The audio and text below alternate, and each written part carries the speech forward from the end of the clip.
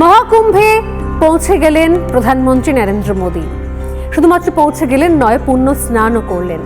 অমৃত কুম্ভের সন্ধানেই এই মুহূর্তে প্রয়াগরাজে নরেন্দ্র মোদী, আর সঙ্গে রইলেন যোগী আদিত্যনাথ। পুরোটা ঘুরিয়ে দেখালেন এবং সেখানেই পবিত্র গঙ্গায় ডুব দিয়ে পুণ্য স্নান করলেন প্রধানমন্ত্রী।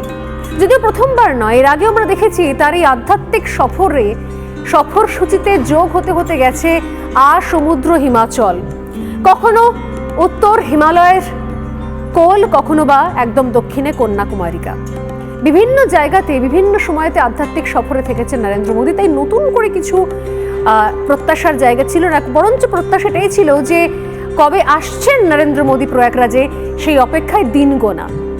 অবশেষে তিনি এসে পৌঁছলেন এবং শুধুমাত্র পৌঁছানো নয়, একই সঙ্গে পবিত্র স্নান করে, মহাকুম্ভে পুণ্য স্নান করে, গঙ্গায় ডুব দিয়ে আরও একবার এই আধ্যাত্মিক সফরকে এগিয়ে নিয়ে চললেন একেবারেই মোদী সুলভ নিজস্ব ভঙ্গিমায়, নিজস্ব ছন্দে।